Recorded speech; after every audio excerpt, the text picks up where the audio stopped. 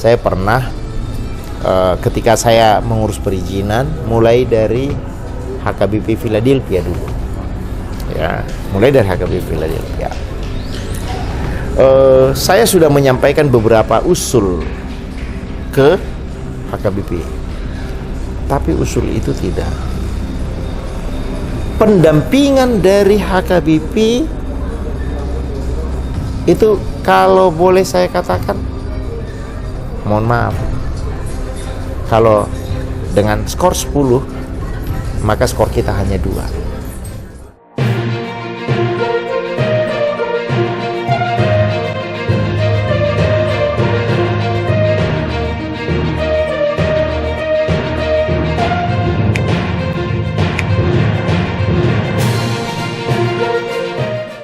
Jelang Sinode Godang 2024, HKBP, salah satu gereja Protestan terbesar di Indonesia, masih sering menghadapi tantangan dalam proses perizinan pembangunan gereja. Ketua Paratahun HKBP Grand Wisata Bekasi, Tigor Tampubolon, mengkritik sistem yang ada dan memberikan pandangannya mengenai apa yang perlu diperbaiki. Sebelumnya, Tigor Tampubolon pernah menjadi Ketua Panitia Pembangunan HKBP Philadelphia Bekasi, di mana gerejanya acap kali didemo berjilid-jilid oleh para intoleran. Dalam wawancara eksklusif ini, Tigor membandingkan HKBP dengan gereja Katolik dan menyoroti apa saja yang perlu diperbaiki. Ia juga menawarkan solusi-solusi konkret yang dapat diterapkan untuk meningkatkan efektivitas pelayanan HKBP. Saksikan video ini untuk mengetahui lebih lanjut tentang harapan Tigor terhadap masa depan HKBP. Mohon maaf kepada para pendeta HKBP, kepada pucuk pimpinan HKBP, saya harus mohon maaf kalau saya harus mengutarakan isi hati saya ini, Bang, ya. Isi hati saya. Hidup adalah sebuah perbandingan. Tak ada kemajuan kalau kita nggak membandingkan. Saya membandingkan dengan teman-teman saya di Katolik dalam hal melakukan pengurusan perizinan pendirian rumah ibadah. Kalau Katolik sudah di kilometer 80, kita masih di kilometer 5, Pak.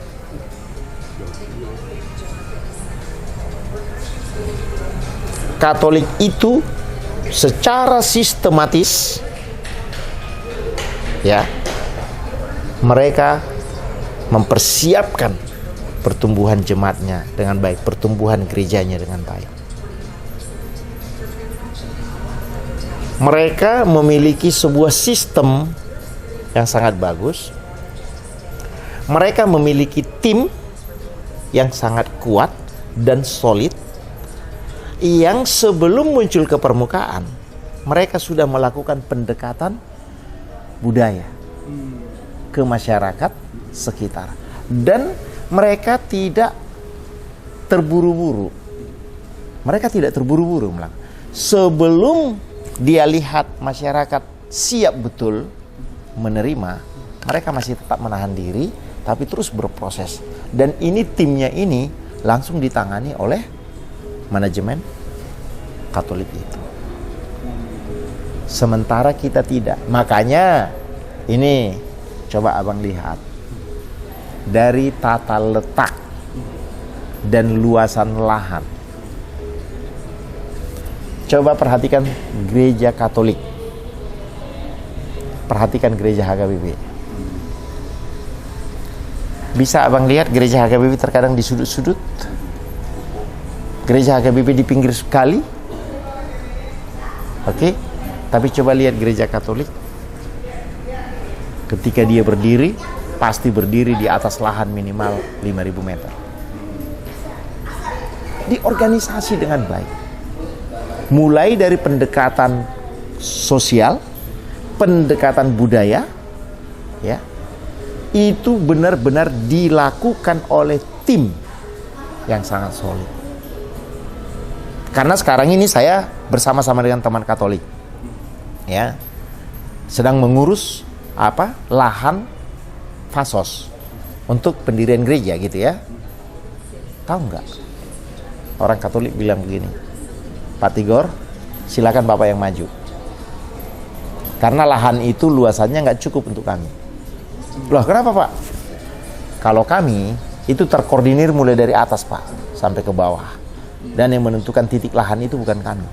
Itu sudah dikerjakan oleh manajemen Gereja Katolik. Kami harus memiliki lahan 5.000 meter. Sementara kita HKBP 300 meter pun kita buat, kan gitu. Dan dimanapun dia kita buat, gitu. Dan perbedaannya, pendirian Gereja Katolik itu benar-benar ditangani secara terpusat dengan baik, termasuk pendanaannya. Sementara kalau HKBP itu tumbuh dari emosi sebagai sesama orang Batak. Ayo kita dirikan gereja HKBP. Setelah berdiri, lalu datanglah dari pusat menempatkan pendetanya. Maka para pendirinya yang tidak sepaham dengan cara kerja pendeta ini akhirnya meninggalkan gereja itu lagi. Nah, itu tadi. Jadi perbedaannya adalah di Katolik tumbuh dari bawah, setelah tumbuh dirawat oleh orang dari atas, kan gitu nih. Sementara Katolik memang ditumbuhkan dari atas dia. Nah, jadi sangat. Saya pernah, mohon maaf, saya tidak perlu sebutlah. Skor kita hanya 2 dari skor tertinggi 10. Itu masalah pendampingan. Bahkan saya pernah ngomong kepada Preses, Amang, di distrik ini yang diperlukan adalah beda daerah, beda persoalan. Ya, beda daerah, beda persoalan. Di HKBP ada 3 departemen. Departemen Koinonia, Departemen Marturia, Departemen Diakonia. Sebenarnya dari salah satu departemen ini sebenarnya sudah ada di dalamnya, tapi karena dia tidak secara langsung, ibarat dalam bernegara, dia tidak menteri yang berdiri sendiri, maka dia tidak memiliki kekuatan, kan gitu. Nah, saya sudah pernah meminta kepada Preses. Saya bilang begini, Amang Preses, di distrik Bekasi ini yang dibutuhkan, ya, menurut saya oke lah, marturianya itu silakan, koinonianya itu silakan, diakonianya itu silakan, tapi tolong tambahkan perizinan. Tolong tambahkan tim perizinan, di mana tim perizinan ini tidak hanya bertemu dengan bupati, tidak, tapi tim perizinan ini melakukan pendampingan ke masyarakat, turun ke masyarakat, melakukan sosialisasi. Kalau berdiri nanti gereja ini, apa dampaknya ke masyarakat? Nah, itu nggak ada. Maka kita yang paling banyak berbenturan dengan masyarakat. Nah, apakah saya menyalahkan masyarakat yang menolak pendirian gereja? Tidak. Kita nggak boleh munafik. Dulu di Tapanuli sana, ketika gereja karismatik berdiri, bahkan dikatakan itu gereja karismatik itu bidat. Iya kan? Itu. Dan itu di apa kan namanya? Kita yang hanya ikut ke situ aja, kita di siasat gereja namanya. Kan gitu. Nah, padahal Tuhan Yesus juga yang dipuji. Karena apa? Ada keterkejutan dan ada ketakutan bahwa ini adalah aliran sesat. Itu. Nah, bahwa nanti jemaat saya bisa berkurang, pergi ke sana. Kan gitu kan? Jujur aja lah. Itu kok itu. Nah, lalu kita mau mendirikan gereja di satu tempat nih, yang penghuninya juga bukan orang-orang Kristen. Apakah keterkejutan sosial dan budayanya tidak tinggi? Sangat tinggi. Maka ketika mereka menolak, saya anggap apakah itu wajar? Saya katakan sangat wajar. Sangat wajar mereka menolak. Kalaupun misalnya dikatakan dalam ketatanegaraan kita ini dikatakan bahwa setiap warga negara, ya kan? Dalam pasal 29 itu. Nah, tapi boleh, berhak. Tapi tolong dong, hak orang lain juga jangan diganggu, kan gitu. Nah, keterkejutan sosial dan budaya inilah yang tidak bisa kita selesaikan. Itu tidak bisa kita selesaikan. Karena apa? Tidak ada tim yang diturunkan oleh HKBP secara khusus untuk itu. Dibiarkan jemaat itu berlaga. Jemaat sama jemaat. Pokoknya selama ini ada tim hukumnya lah. Katanya. Kalau tim hukum, tahu nggak tim hukum? Setelah terjadi persoalan kan? Tim hukum tidak mungkin bisa muncul kalau belum terjadi persoalan. Masalahnya sekarang bagaimana supaya jangan terjadi persoalan. Seperti inilah, saya sudah pernah sampaikan ke HKBP. Dalam hal ini katakanlah distrik Bekasi. Kami sekarang sedang mengurus lahan. Meminta fasos perumahan Grand Wisata. Itu sudah kita sampaikan resmi ke distrik. Harusnya terus langsung dong ditunjuk tim khusus dari distrik, tim pendamping namanya, untuk bisa mewujudkan itu. Ini nggak ada sampai. Nggak ada. Itulah kelemahan kita. Makanya saya katakan tadi, HKBP ini, pimpinan HKBP ini, pelayan HKBP ini bukan memikirkan HKBP secara holistik, tapi hanya memikirkan dirinya sendiri. Maka kembali ke situ. Udah kita minta kok, tapi tidak diberikan. Jelas saya minta.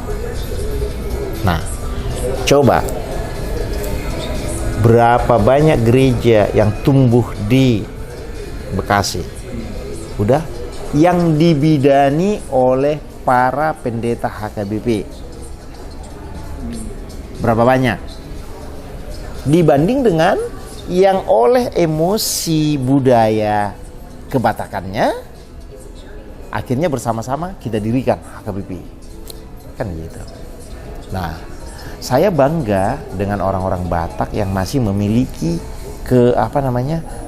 memiliki semangat yang kuat untuk tetap ber-HKBP itu. Nah, sehingga mereka 10 orang aja udah langsung tapajong-jong HKBP. Tapajong-jong HKBP gitu kan. Nah, tapi ketika itu, jadi kalau saya katakan gini, HKBP itu ibarat tanaman nih, seperti jamur yang tumbuh. Oke? Gak ditanam kan? Tuk, tumbuh. Oke. Tapi kalau Katolik itu memang kayak anggur. Itu harus ditanam, kemudian dirawat, dipupuk sampai akhirnya dibuah. Itu yang dilakukan teman-teman Katolik itu. Jadi saya sekarang bersama-sama dengan teman-teman dari Katolik, ketika mengurus lahan ini, saya hebat benar.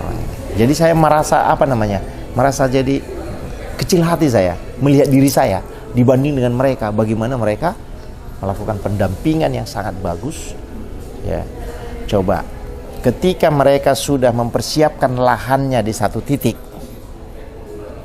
itu semua pastornya itu sudah turun melakukan pendampingan, sudah berteman dengan ustadz, sudah berteman dengan kiai, sudah berteman dengan tokoh-tokoh masyarakat.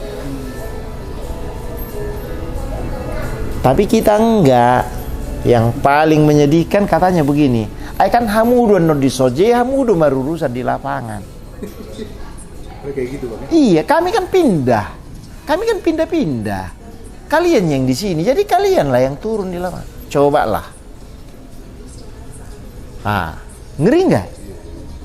Padahal kalau kita masuk ke dalam sebuah sistem, kalau HKBP bertumbuh, yang paling menikmati sebenarnya dari pertumbuhan HKBP siapa? Dari nilai ekonomisnya dulu kita sebut. Pengerja HKBP kan? Pengerja HKBP yang paling menikmatinya. Bukan jemaat. Bukan.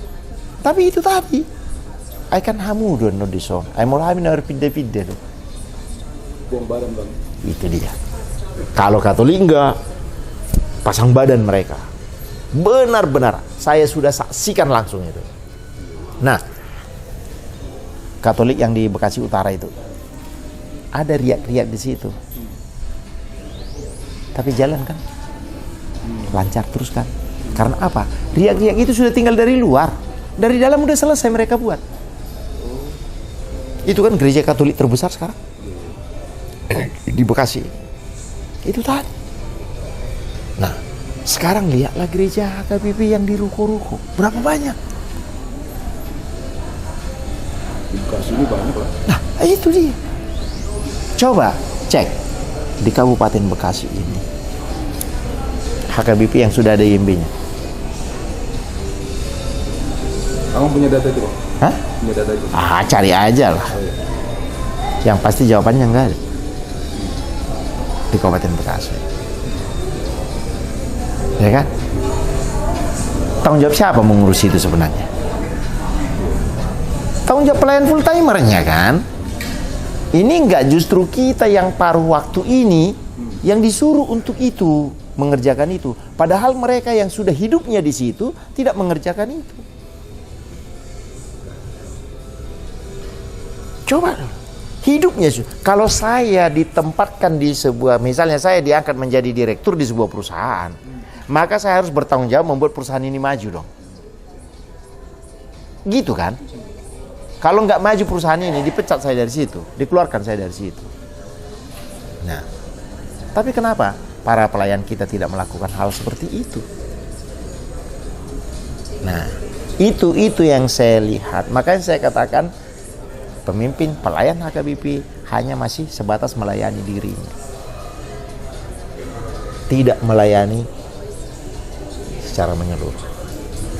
Harusnya ketika satu gereja memulai sebuah program mengurus perizinan, maka sang pendeta lah yang terus menerus turun, karena dialah yang penuh waktu ya, untuk melakukan pendekatan itu. Tapi ini tidak terjadi. Mohon maaf, saya tidak, itu bukan hanya di gereja yang tempat saya beribadah, di gereja-gereja lain pun saya lihat seperti itu kok. Tak ada kegelisahan mereka, tak ada pemikiran mereka. Begini, kalau saya kan begini. Saya kalau ditempatkan mengelola sebuah usaha, maka saya akan buat planning, saya akan buat target. Oke, kalau saya ditempatkan di sini, maka target saya, kalau misalnya saya mengelola sebuah organisasi, maka saya akan buat nanti target saya ini. Oke? Nah, mereka didatangkan ke kita tanpa target apa-apa. Harusnya seseorang mau ditempatkan ke, misalnya si A ditempatkan di sebuah gereja, dia sudah harus inventarisasi masalah sebelum dia ditempatkan di situ. Oleh yang mau menempatkan sudah diberikan pemetaannya. Udah, inilah gereja ini, persoalannya ini. Maka yang selama masa kamu di sana, yang ini sudah selesai. Inilah kita buat indikator untuk Anda. Kan gitu. Sama kan sama abang juga kan di kantor begitu kan. Nah, harus bisa menghasilkan berita-berita yang objektif, begini kan harus begitu. Nah, ini nggak ada. Jadi nggak bisa kita ukur. Karena memang mereka tidak diberikan target. Di mana-mana hidup harus dengan target. Kalau tidak, nggak ada kemajuan. Nah, jadi itulah Bang, sisi kita. Saya ini ya, mengoreksi diri sendiri lah ini, introspeksi diri tentang saya yang ber-HKBP, yang harusnya bisa kita lakukan begini, tapi nggak kita lakukan. Jadi kalau saya selalu mengatakan begini, kalau saya bisa mengerjakan 10, lalu saya kerjakan hanya 2, maka saya berdosa. Harusnya kalau saya diberikan tanggung jawab 10, saya harus bisa menyelesaikan 12. Baru ada penghargaan sama diri saya. Kalau tidak, kalau 10 diberikan, 10 aja yang saya kerjakan, nggak ada nilai plus saya di situ. Ya kan? Nggak ada nilai plus saya di situ.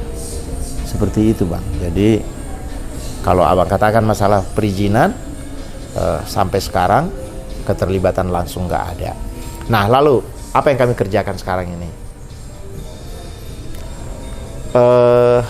Ini Bang meminta sesuatu kepada orang yang tidak kita kenal, maka dia tidak akan mau memberikan.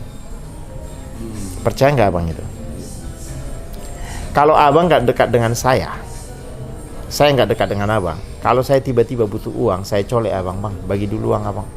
Mau nggak kira-kira Abang? Ya kan? Ada saudara kandung Abang nggak dekat dengan dia karena di tempat yang jauh. Dengan ada orang yang tidak saudara Abang, tapi secara emosional sangat dekat dengan Abang. Kalau dia minta sesuatu, pasti Abang berikan kan? Karena apa? Sudah ada kedekatan emosional. Nah, supaya bisa terbit sebuah IMB, persyaratannya apa?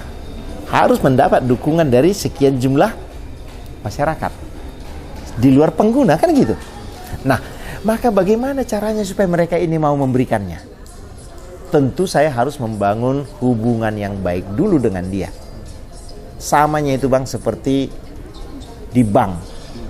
Kalau kita sudah punya banyak tabungan di bank, kapan saja kita narik duit, bisa nggak? Bisa. Tapi kalau uang kita nggak ada di bank, bisa nggak narik duit Bang? Nggak. Kalau saya secara emosional belum dekat dengan Abang, bisa nggak saya meminta sesuatu dari Abang dengan mudah? Nggak. Nah, sekarang bagaimana supaya saya bisa mendapatkan persetujuan dari orang? Tentu saya harus bergaul dong. Nah, bagaimana cara saya bergaul? Apa kebutuhan dia harus bisa saya bantu? Ya kan? Makanya secara pribadi dan secara komunitas, kami membangun hubungan yang baik dengan teman-teman di Banser, dengan teman-teman di pengurus masjid. Ya. Supaya apa? Itu tadi, kalau sudah namanya berteman Bang, tanpa diminta pun terkadang diberikan. Tanpa diminta. Aku punya duit nih, bagi. Tapi kalau nggak berteman, diminta pun, emangnya kau siapa? Itunya analoginya tentang masalah ketika kita mau meminta persetujuan itu tadi. Makanya akhirnya kami membangun hubungan dulu. Membangun hubungan dulu dengan mereka. Artinya, kalau saya belum dianggapnya adalah bagian dari dirinya, saya tidak akan berani meminta. Tapi kalau sudah saya bagian dari dirinya, dia akan bilang sendiri, Gor, kenapa kau belum punya gereja sampai sekarang? Kau bilang kau Kristen. Kenapa? Ini bos, masih ada hambatan seperti ini. Udah sini, mari saya tanda tangan. Kan gitu.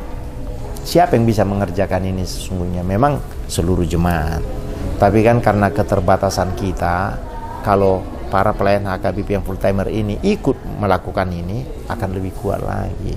Dan artinya kalau ini kita kerjakan setahun, mungkin dalam 3 bulan bisa selesai semuanya.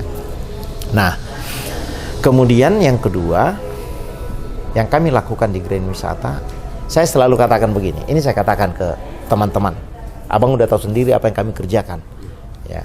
Saya katakan begini, Bang, saya melakukan ini tidak dengan tujuan tertentu, tidak. Jangan Abang kira saya mau melakukan ini dengan harapan supaya Abang nanti bisa memberikan rekomendasi pendirian gereja, tidak. Tapi kalau karena itu akhirnya Abang mau memberikan rekomendasi, itu urusan Abang. Tapi saya hanyalah melakukan tugas dan tanggung jawab saya. Saya di mana bumi dipijak, harus di situ langit dijunjung. Nah, maka saya ada di Bekasi, maka saya harus bergaul dengan orang-orang Bekasi. Nah, lalu apa yang saya miliki harus menjadi berkat bagi orang-orang di sekitar saya. Nah, jadi ya kalau saya mentraktir Abang ngopi, itu karena saya dapat berkat. Suatu ketika Abang akan traktir saya ngopi, kan gitu. Nah, itulah yang kami lakukan di sini ya, dan kami bersabar menunggu proses ini sampai akhirnya semuanya benar-benar ibarat apa? Ibarat kopi dengan air dan gula itu benar-benar sangat terlarut dengan baik sehingga diminumnya enak, kan gitu. Jadi kami juga menunggu sampai akhirnya nanti ya teman-teman yang beragama lain inilah, yang Islam, yang Hindu, yang Buddha, yang mengatakan, kalian di sinilah, gitu. Kira-kira seperti itulah Bang yang kami kerjakan. Dan untuk ini kalau dikatakan orang, istilahnya apa ya? Kita kan orang Batak Bang. Adong do kata ni netutua nama do galang do mulani harajao. Galang do mulani harajao. Nah, artinya ini sangat luas Bang. Abang sudah bisa menerjemahkan itu. Artinya ketika kita tidak memberi kebutuhan orang lain, maka orang itu tidak akan mau memberikan kebutuhan kita. Nah, sebenarnya itu juga alkitabiah. Nah, lebih baik memberi daripada menerima. Maka kami tidak segan-segan, karena kalau kami dapat berkat dari Tuhan, itu kami anggap bahwa itu adalah bagian dari milik orang lain juga.